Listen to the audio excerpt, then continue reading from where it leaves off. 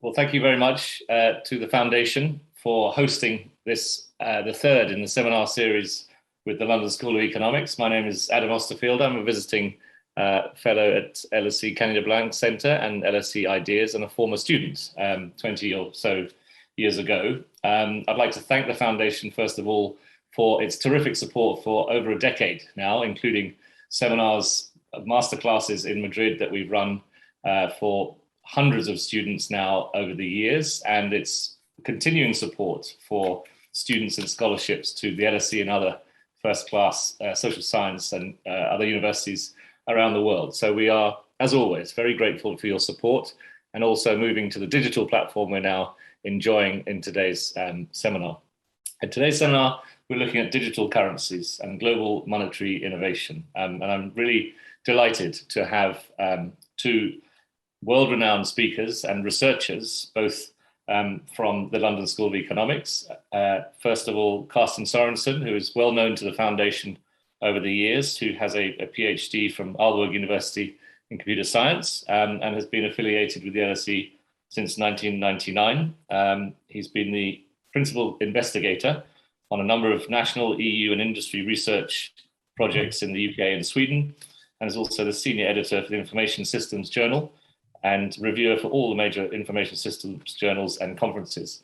Carsten's research on mobility and all aspects of digital innovation have brought him into contact with some of the world's biggest companies as well, and he's taken a lot of his research that has been received in the business community and in the policy community as having wide impact for policy making and also business strategies. So Carsten, welcome back to the Foundation, I should say. For this seminar today. Thank you. And Garrick Hileman is a visiting fellow in the LSE Information Systems and Innovation Group, who was formerly at the LSE Centre for Macroeconomics as well from 2015 to 2019. He is currently the research director at Blockchain, one of the world's most recognizable and influential websites and companies. He's also been a senior research associate at Cambridge University and also taught at Columbia, Oxford, Northwestern and Imperial University, amongst other first-class universities around the world. So Garrick, thank you very much indeed for joining us as well, all the way from California, and Carsten as well. So we're going to discuss digital currencies and global monetary innovation. And I wanted to start, Carsten, if I may, with you in your background, research and teaching on digital innovation as a whole. So perhaps you could give us a bit of a context for where and how blockchain and digital currencies have come from in a context and a framework of digital innovation per se in recent history. And I think that'll help us understand where the technology is coming from, and we'll discuss later where it may be going. Thank you. Over to you. Yeah, thank you very much, Adam. So it's always a pleasure to visit the Foundation. Unfortunately, the dinner this evening will not be the usual very high quality Spanish cooking with a little brandy afterwards, but maybe sometime soon. So I think there's a common way of understanding the emergence of blockchain technologies in general and digital currencies, cryptocurrencies in particular, which is if we just look at the evolution of the World Wide Web in three phases. So the first phase was really just from the mid-90s when Sir Tim Berners-Lee, he offered this to the world that you could have web pages. So it was really a way of sharing information. And that went really well. So CNN went online. A number of large organizations could then very easily spread information and, of course, get consumers used to not paying for news. And this has been a long, hard battle getting us used to paying for news again. But around 2000, around the .com boom and bust, it sort of shifted more towards interaction. That the web was a place where we all could interact with each other. And as part of that development in what we can call Web 2.0, we ended up having these large global platforms. So these massive digital platforms that we all know, like Amazon, eBay, PayPal, Apple and Google, and all of these. And what they helped us do is very efficient ways of exchanging goods and services with each other in these digital matchmaking arrangements, and based on also social networking where we exchange information with each other. The reason why you could say that blockchain technologies in general have become popular, and in particular in terms of digital payments, was that it was not considered in around the year 2000 that sort of data was anything in particular, the data about transactions. It was not really considered important, but we are now increasingly aware of the fact that when we buy stuff on Amazon, then Amazon get all the data about who we are and who we buy from and why we might want certain things, what we search for. And so you could say one of the founding ideas of blockchain technology in particular, of course, most importantly instantiated in Bitcoin as the first sort of really working version of it, was the idea that you should be able to transfer things of value that are digital between two parties without anybody in the middle having all the data.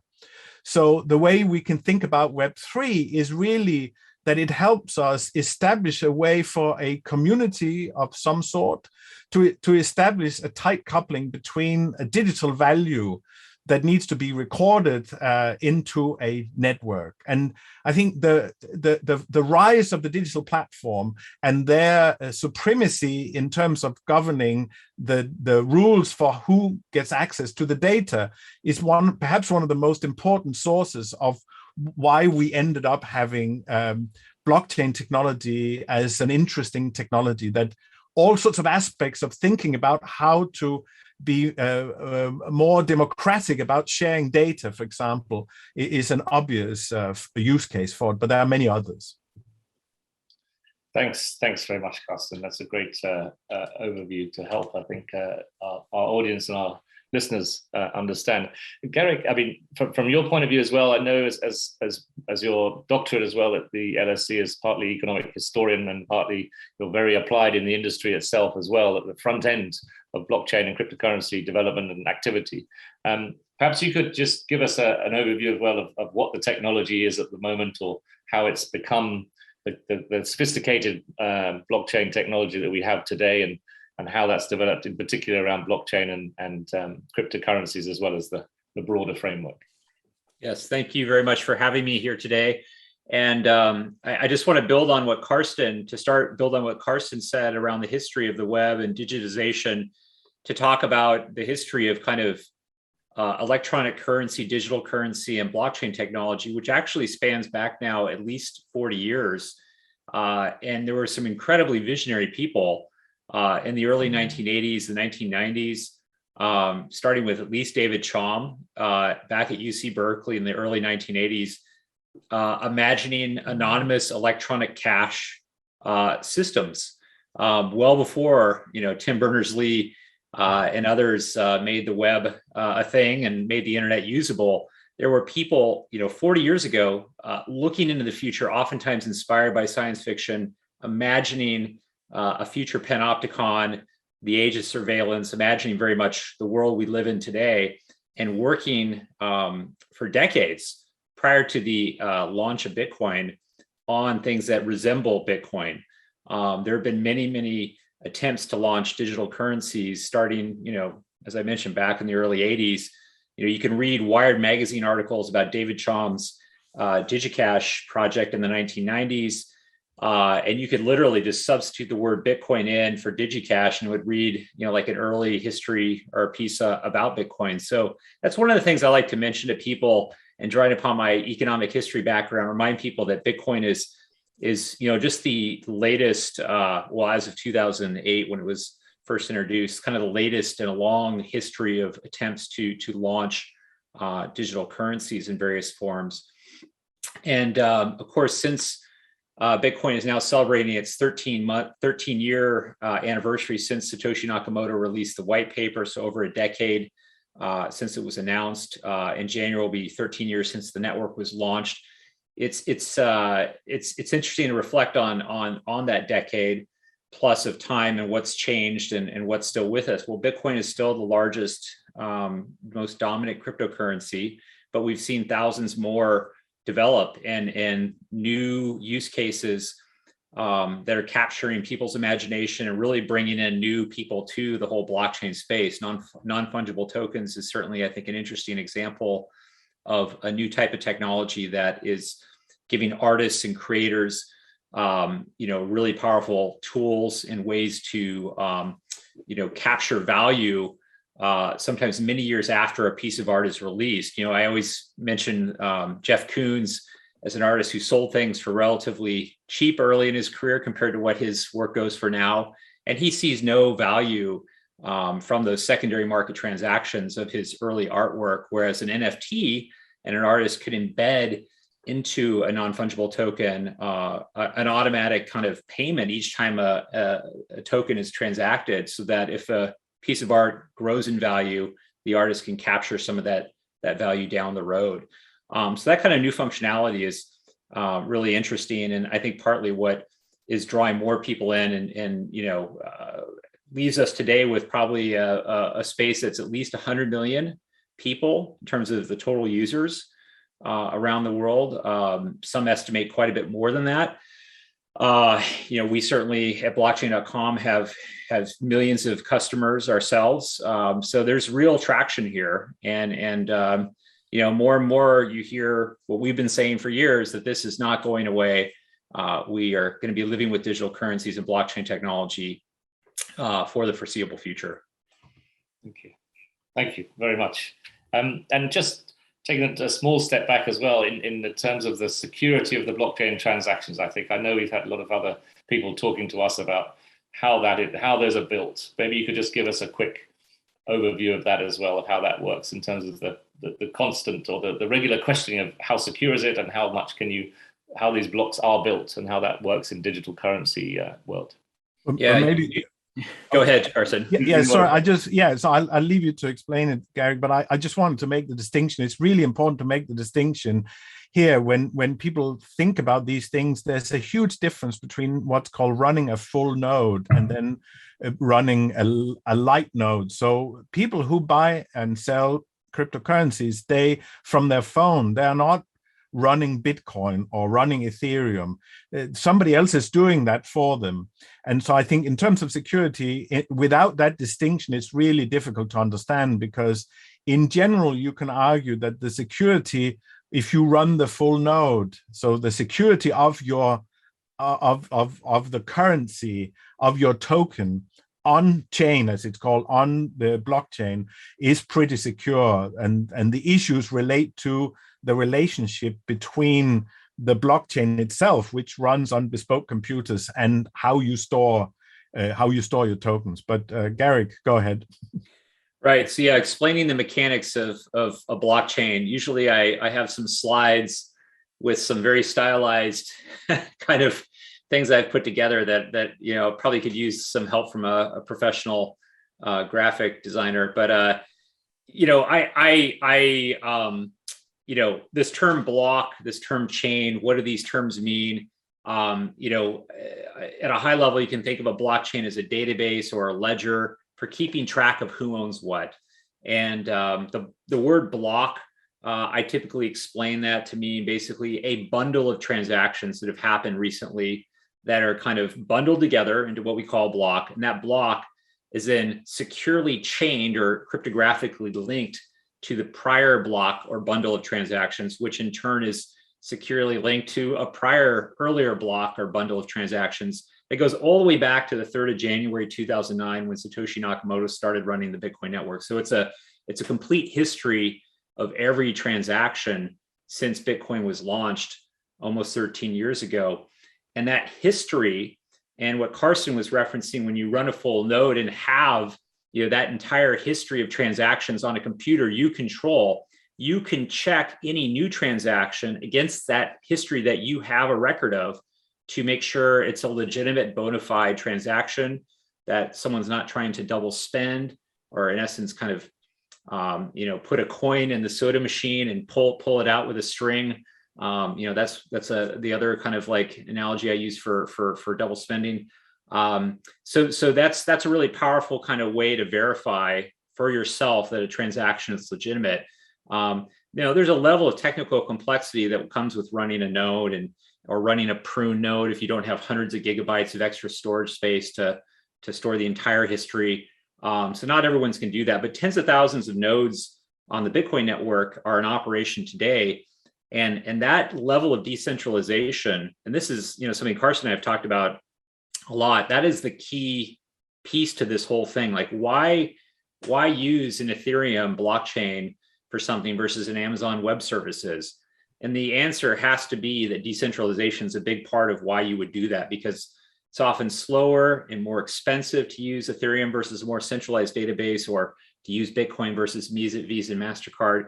But you achieve a level of trust minimization, censorship resistance, and that decentralization is at the heart of why blockchain technology has value.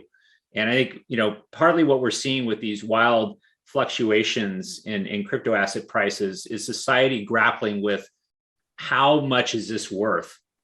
How valuable is decentralization? How valuable is having more privacy and control over your finances and your data?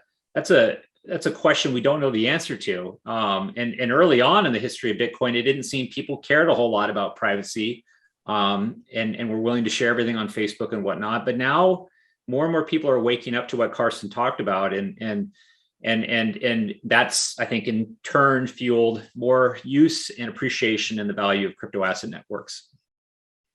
Thank you very much, both of you. I think that's very clear, and that'll help the understanding of the history and the context of where we are now.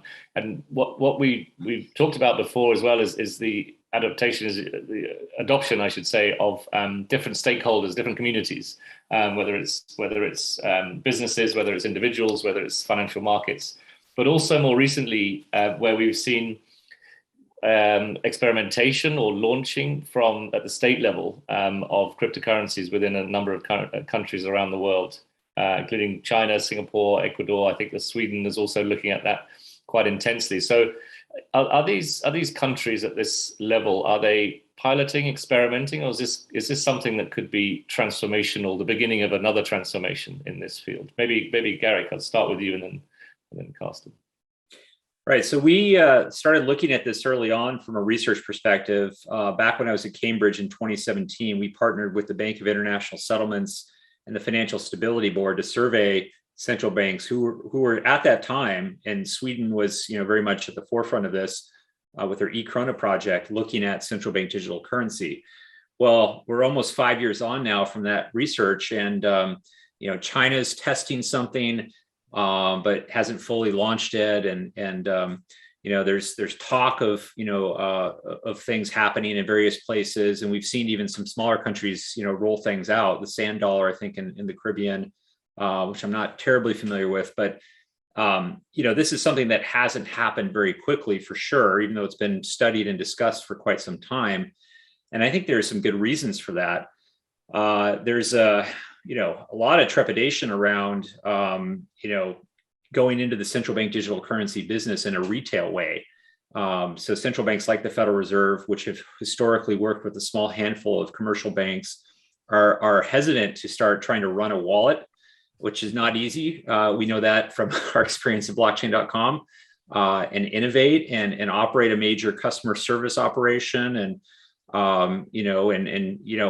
that's something I think a lot of people in many central banks, not just the Fed, are reluctant to want to take on. And so I think I've started to wonder whether central bank digital currency might kind of, resemble something sort of like what we saw post 2015 when Wall Street and other traditional financial institutions started embracing distributed ledger technology and using blockchain for things like running clearing and settlement markets, and how that really never has taken off.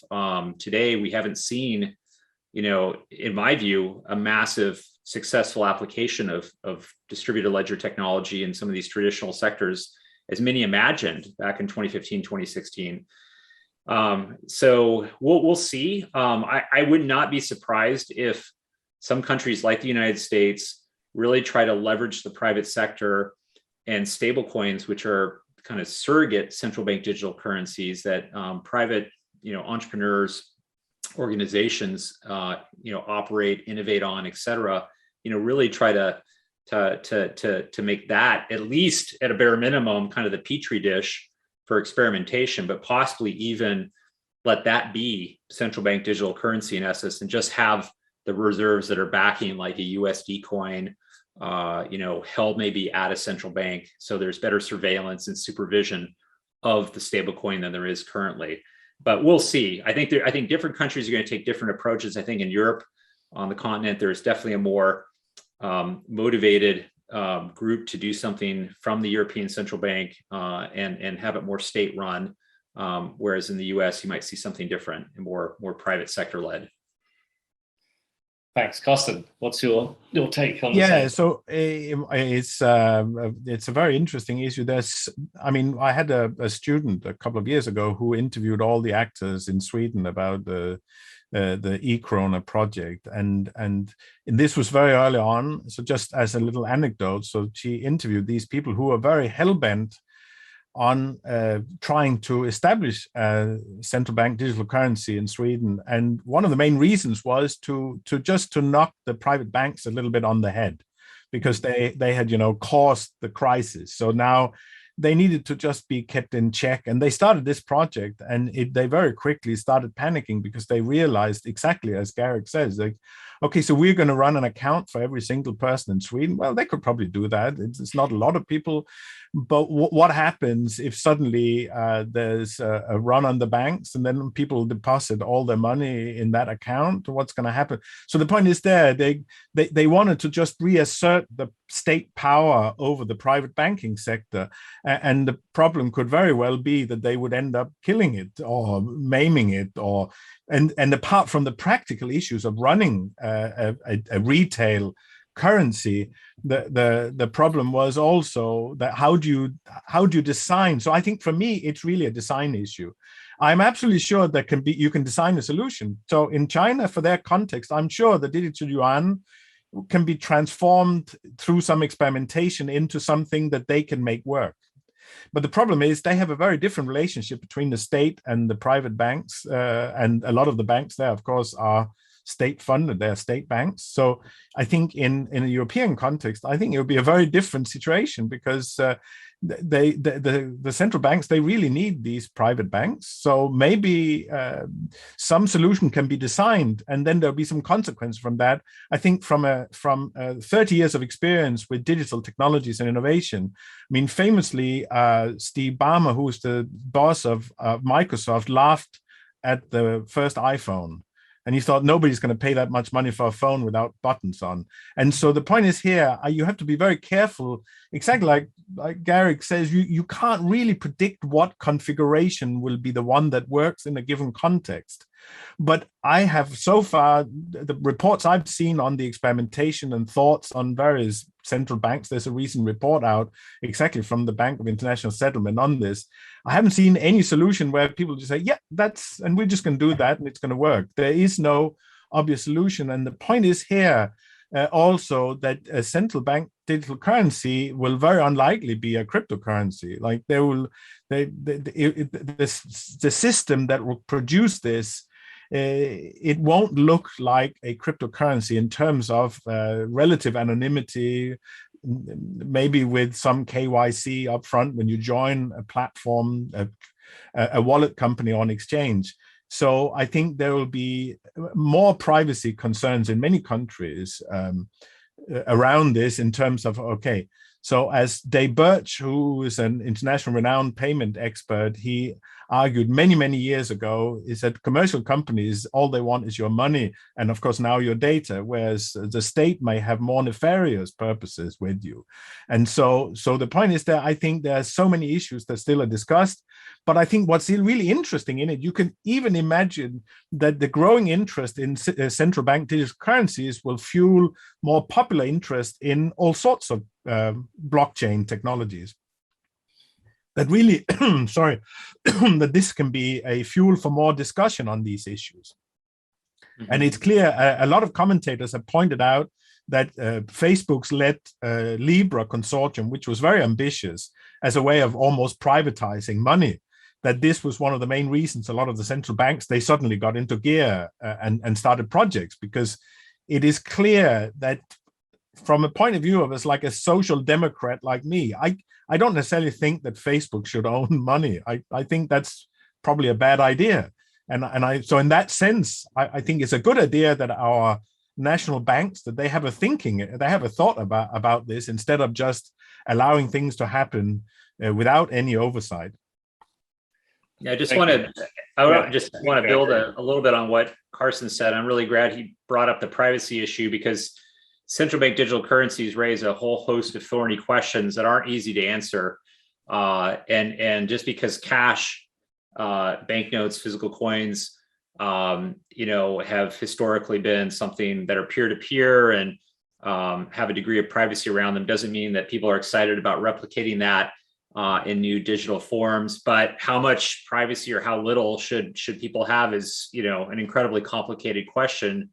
And so it's not surprising that this process has slowed down. And furthermore, it's not just a technocratic process. It's not just central banks and technocrats figuring this out. This has to go to the legislative level and to the general public, in democracies at least, to discuss and debate, the design of a central bank digital currency. And we've seen in the US, sadly, how technically illiterate many of our elected representatives are. It's been painful to watch. I'll be frank here and say that. I don't think that's a very controversial statement to make anymore. But you add on to that, frankly, from my experience teaching about cryptocurrency and money for almost a decade now, the vast majority of people don't really understand how money works. I mean, this isn't even taught oftentimes in Economics 101, that the vast majority of our money doesn't come from a central bank. It's lent into existence by banks. It's privately created money. Most people don't know that. And so you've got technical complexity, a misunderstanding, and a financial literacy gap, complex questions on privacy. It's a real conundrum here to kind of figure out a path forward. I've been critical of the Facebook plan. I think they really read the tea leaves on trying to, move this to Switzerland initially and have it multi-currency. All these things they were naive and poorly thought out. But the one thing I will say in their defense is they're trying at least to compete and innovate around things like cross-border payments and the high costs associated with still doing that today. And this is where I think policymakers have really failed. And I think they would admit that for years, the World Bank, the G20 have set goals of trying to reduce cross-border payments costs down to 5%. It's still well above that in many countries. And it's not like email. It's not like a text message, which is free and almost instantaneous to send. It's very expensive, very cumbersome. If you try sending a wire today, like someone tweeted this the other day, if you ever lose your faith in what we're doing here in the blockchain space, go try to do an international wire transfer. I mean, it can take an hour on the phone to set this thing up, and it's slow and expensive. So what Facebook at least is doing is prompting conversations and I think trying to move money and financial services into the 21st century, where it resembles more like modern communication. Email and text messages, free and instantaneous. It really should be much lower cost and faster and easier than it is today to move funds. Yeah, so all I want to add is I completely agree, Garrick. I think one of the main issues is here, of course, that if you look at what Facebook's original Libra project was, the way to look at it is when you're inside as a Facebook user or WhatsApp user or an Instagram user, it would look like Bitcoin in principle. It's like just a stable Bitcoin. So if you want to send money to one of your friends abroad, you can just do it. And of course, some of the poorest are paying the most for remittances. There's some areas that you pay 40%. People pay 40% in remittance fees. So of course, this is extremely valuable. But of course, one of the key concerns, apart from consumer harm, is that if this is used by very large companies to settle their internal arrangements, then it might be easier for them, or even more easy, to avoid paying taxes. So of course, the idea, if they have VPNs, money VPNs that you can transfer between different branches of a company across the globe, it might be even more difficult for the tax authorities to take up on that. But I think one of the key problems we have is, of course, now we've gotten used to that we can all, or most of people in the world now, will have a smartphone. They can download apps. They can do all sorts of stuff. This has actually taken around 10 years for us to learn, whereas we still haven't gotten around to learn how to keep track of things that are both digital and valuable which is not in custodianship of some platform, that it's not somewhere else and we can get it even if we make a small mistake. So I think one of the things that are required for all of this to work is we have to have more skills amongst a broader base of the population in just keeping track of stuff that is digital and valuable to us. And this was, a commentator, a Bitcoin investor who said that several years ago. He said, maybe Bitcoin's role is to teach us all how to keep track of stuff so nobody can take it from us. I mean, the famous example of somebody getting a voucher for the iTunes store and taking a picture of it and put it on Facebook saying, look what I got for my birthday. And then within 5 seconds, the voucher is being reclaimed. So the whole process of the population knowing how to keep track of their money when it's not stored in a bank, or that this is a really complex process that we shouldn't underestimate, that is necessary to build up over time. And in that sense, you can actually argue that the central bank digital currencies are maybe not the best way to do that. Maybe it's better for people to adopt it in their own time. Thank you both. I think that raises another big question that we should consider. I think it is about regulating and cryptocurrencies and regulation. So your points there are very valid, I think, about consumer protection to some extent and how to regulate. But we have, on the flip side, as Garrick mentioned, the levels of financial or sophisticated literacy in this world, enabling regulators to figure out the best way through which policy can be made, and whether that's coming from central banks or multilateral entities like the BIS or the European Central Bank and so on, all of which are perhaps struggling to understand or figure out how to include cryptocurrencies and Bitcoin and blockchain technology in the digital world, the digital currency world, into their planning and thinking. So within the monetary policy world, it's also a big question. But I wonder how can regulators catch up, and in what way, Carsten, perhaps first, what way can regulation be applied to an industry that moves so fast? Oh, but it's a huge problem. I mean, the things that have been written on this sort of research is obviously the biggest problem that most, if not all, regulators, they have shied away from delving into the technology. So like most regulators will not want to know what's inside under the hood. This is really the serious problem. So in order for regulators to do this properly, they need to be technologically savvy. This is the first problem. And without professing to be an expert on regulation, I would say that what I've read and who I've talked to, they would definitely argue that traditional financial regulation is one that is not based on an in-depth understanding of the technology and regulating at that level. It's mostly regulating at a much more abstract level. If you compare when I designed a course back in 2018 with my colleague Enrico Rossi, where also Garrick was one of the experts we went to for commentary, there was very, very little discussion on regulation of cryptocurrencies in 2018. And there was a Swiss white paper where they had issued, there's like a taxonomy for how to understand the tokens. If you look at it now, it's a very different situation. And I think Garrick will be able to add a lot of detail to that. I think it's important to understand that it is like back in 1993, when I installed the first web server, the internet community was basically saying this should be a free space for us just to express ourselves, and there should be no commercial interest. And I thought that was the most boring thing ever, that things only became interesting once this internet was connected to the rest of the world. And you could say the crypto markets and blockchains and everything, they are only interesting insofar as they're connected into the rest of the world. So it is naive to think that we can have phenomena that over time will not be regulated or at least taxed. Only fools try to battle against death and taxes, the two certainties in life. So if we've seen all the exchanges and wallet companies increasingly, of course, have become regulated as far as it's possible to do this properly. The point is there for any person setting up shop in this area, they would want regulation because that is always a barrier to entry for competitors. So regulation is a way of organizing things so they become regulated and people can trust them. And for the established institutions, this is a good thing, because it becomes impossible for cowboys to come moving in and just start undercutting on services and cost. But Garrick, I think you should say you are being regulated, so you will have very practical advice on this. Right. Well, let me be clear. I'm speaking as Garrick with LSE fellow hat on here, and I can't speak to anything blockchain.com regulatory related here. But yeah, a couple of just personal anecdotes I'll share that I think kind of illustrate maybe what's happened in the last few years.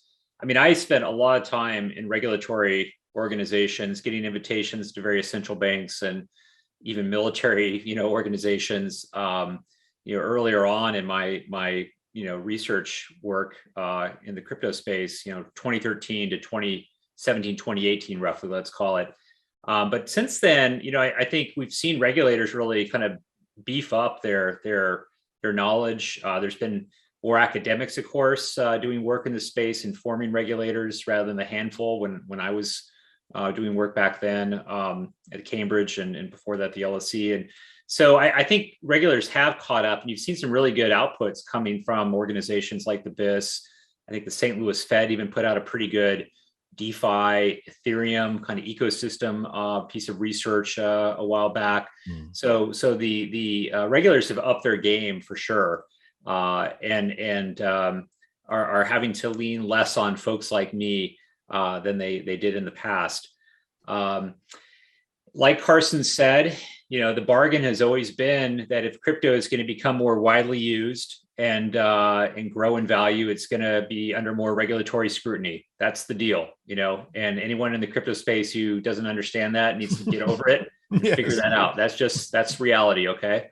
But what can we say about other breakthrough technologies like the internet, like new payment networks like PayPal 20 years ago, new communication networks like Skype, where there was talk of like forcing some things like Skype to provide service to outlying areas that don't have telephone access and whatnot. The light touch, and that term, you have to be careful when you use that term. But the light touch, I think, has proven to be wise based on the history of technology regulation in the early years, that something new is coming up. And that's true for a number of reasons. Number one, you don't know how widely adopted something is going to be. And it could be very premature to come in with a heavy-handed, regulatory regime in those early days. The market may shift, something could become obsolete, what have you. You also risk squashing innovation, which could be very helpful for addressing some of the problems like the ones we've talked about, cross-border payments and the billions a year that costs people who can't afford to really pay that. And then there's the kind of, competitiveness angle as well. And the fact that, I was surprised, frankly, that our CEO announced that London is the fintech capital of Europe and the world is dead a couple weeks ago, in part because of Brexit. I mean, Britain needs to think about, its role post-Brexit and how it's going to attract entrepreneurs and investors and economic activity. And coming down hard on regulation is a real turnoff for a lot of startups, especially, as Carson mentioned, who can't afford to have a huge compliance department and comply with just a dizzying array of rules.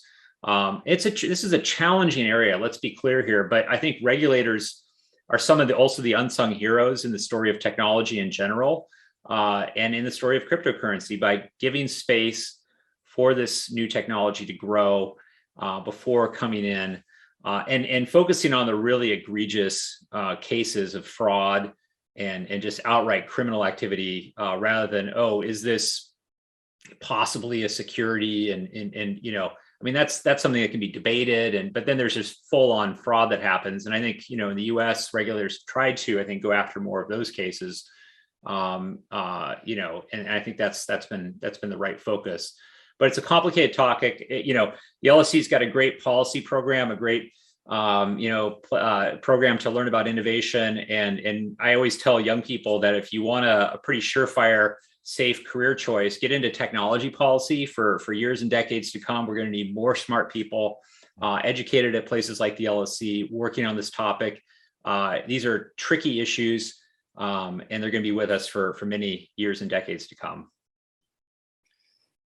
Thank you very much to both. I think it's a huge subject, and again, I think some of the counterbalancing or regulatory side from the financial community as well, where that debate is very robust, let's say, and that can be institutional, it can be academic, it can be in practical world as well, and that's what we're witnessing now. But that's a good debate to have, and that's a good discussion of how to adapt that. And it's not just in regulation terms from technology point of view. It's obviously just not just in cryptocurrencies, but it's in a number of digital areas in which the regulators are struggling to catch up on how to appropriately regulate without stifling innovation, as you say.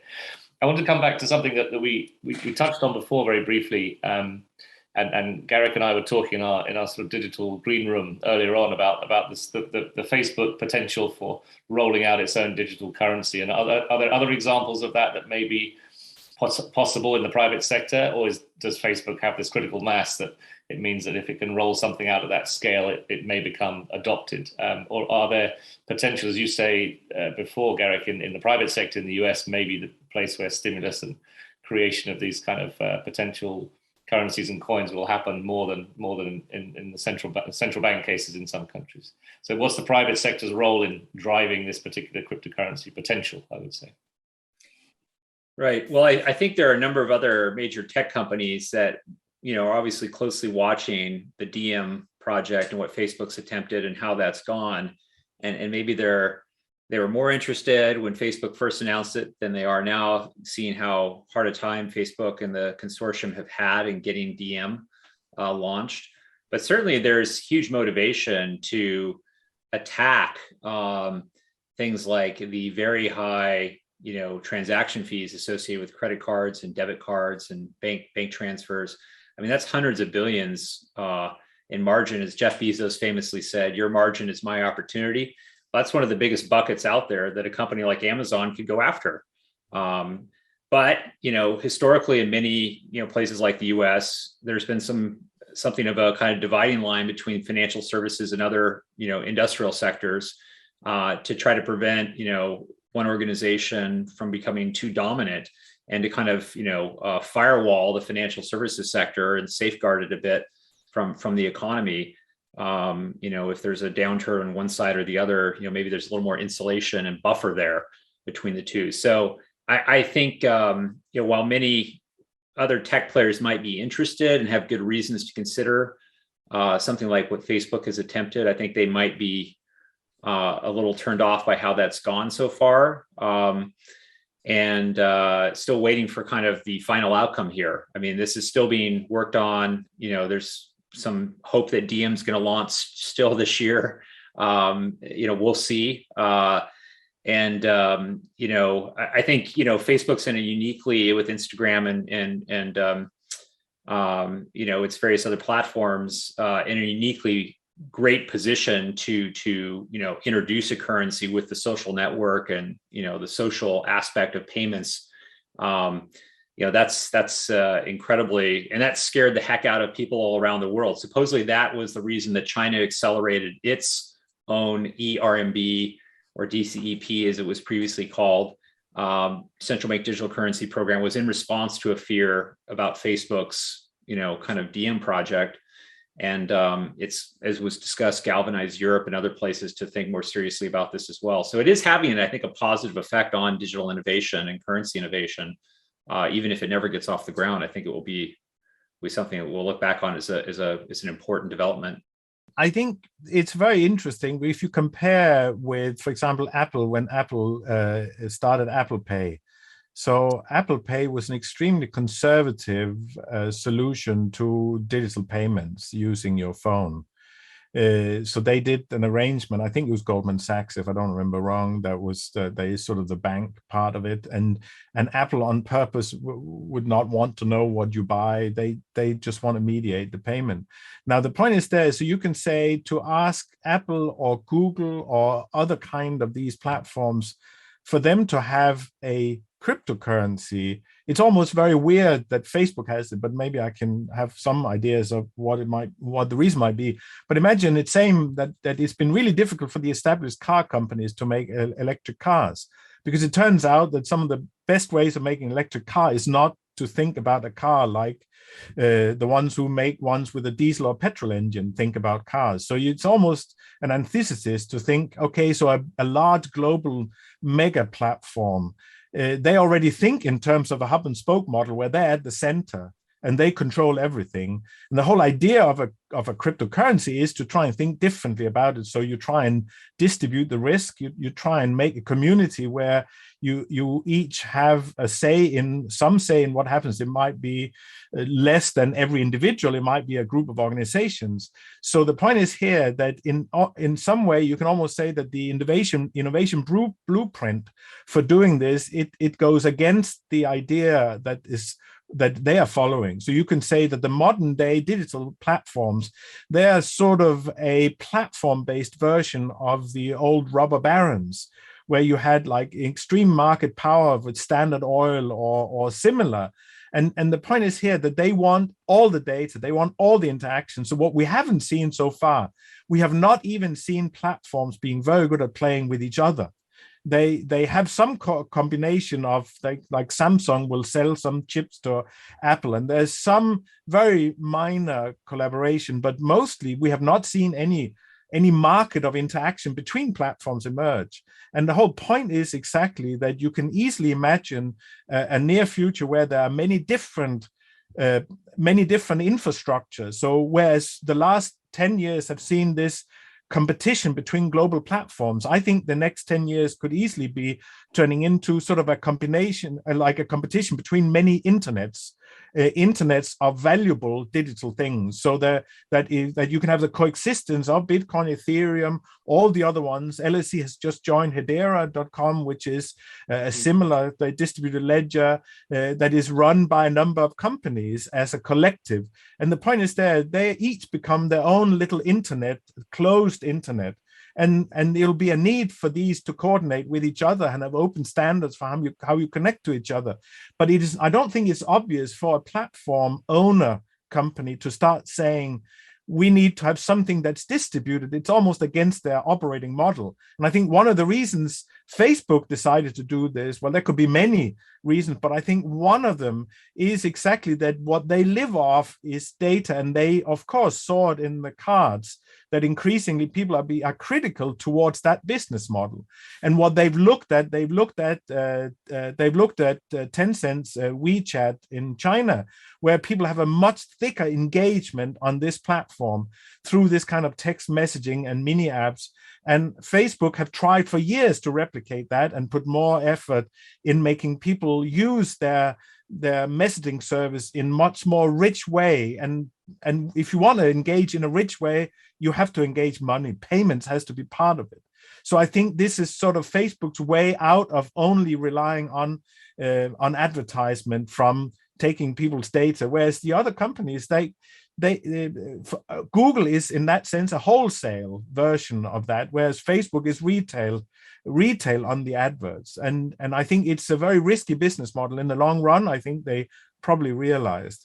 And so in that sense, it could make sense for them. But that's why I would think that the innovation is going to come from somewhere else, and it's as it already is now. And if you talk to a lot of the young developers in these upstart companies on blockchain and distributed ledgers in general, a lot of these, they are almost politically motivated by this challenge of trying to not just have these dominant platforms that owns everything, but to try and think differently about it. It doesn't necessarily end that. I mean, most of the companies that now are doing stuff we think are problematic, they started out wanting the best for the world. So we don't know yet how that's going to end. But I really don't see, although they would have a road to market, that would be very beneficial and could. So you would have 2 billion Facebook company users that would be able to take up this very quickly. Yeah, I think Carsten makes a lot of excellent points, and I just want to, just emphasize the idea that yes, I mean, can anyone imagine Facebook's currency being supported by Apple? You know, I mean, given the rivalry there, and the privacy interests, and at least advertised interest in privacy by Apple. Some people are debating this these days, but you've seen Twitter already embrace Bitcoin. They've added Bitcoin tipping now for users of Twitter. And something more open and decentralized is kind of a Switzerland, so to speak, of that's something that all the tech platforms could potentially adopt, and why many people are very bullish on public open blockchain cryptocurrencies like Bitcoin. They aren't dominated by a Facebook or a single entity, and so that's just, I think, another kind of piece to this that I would add, and why you might be a little skeptical about Amazon coin or Google coin and its likely chances of success today. And does that mean that the retail levels you mentioned before, just when you're buying a cup of coffee in a shop, and there are some adopters who've already made this a possible policy as well? Do you think that's something that could grow at that end of the market, and just a consumer market, which would necessarily, well, not necessarily, but could well be a neutral, independent cryptocurrency that would be widely accepted? That's already taking place in many places? Is that something that could take off and again drive growth at a consumer end rather than a financial market or investment end? There's a lot of speculation on this, and I think in the Bitcoin community there's a lot of hopes and aspirations. The point is here, we don't know, but if a credible stable coin has wide adoption, of course, then anything is possible. But it's always, what is the competition? And so now with my credit card on my phone, I can spend £100 in 120 euros in one go with just touching it. And if you look at in my home country, Denmark, where they have mobile pay, which like everybody has a phone and everybody has mobile pay on their phone because it's just a text message. So you go and buy a hot dog at a hot dog stand, you just type in a number that is printed and the guy gets the money straight away. So the point is there, it depends on what the competition is. But so if you find areas, of course, where it's almost impossible to do anything else than cash payments, or indeed, if you could have at least pseudonymous payments. So in Sweden, there is a small but growing resistance against the complete digitization of money, of state money. The idea that you can't sort of semi-anonymously exchange money with somebody anymore because cash is disappearing rapidly. And people are wanting to hang on to this just to have something that is not controlled. So you can imagine all these scenarios, but you have to think about the competition. What is easiest to do? And it often, the use cases we haven't seen yet really are the ones where it's adopted exactly widely for remittances. So like the M-Pesa in Africa, which is of course a platform, it's not a crypto, but it was just an easy way of sending money from cities to the villages. And it was adopted at a blazing pace. So it's just about finding the right ignition that then starts it. And we haven't really seen that yet. But Garrick, I'm sure you can give me an example of one. Well, a product that I've been talking about for years that I think is incredibly compelling, that would come out of the cryptocurrency space, that is really close to happening. And actually, the Securities and Exchange Commission, I think, kind of put the brakes on this final piece of it is basically a traditional debit card, that uses the Visa MasterCard payment rails, that has a stable coin loaded on it, that maybe your salary is automatically converted into seamlessly, through automatic deposit, that is attached to decentralized finance, interest-bearing or rewards accounts that are earning 4, 5, sometimes over 10% annually in yield.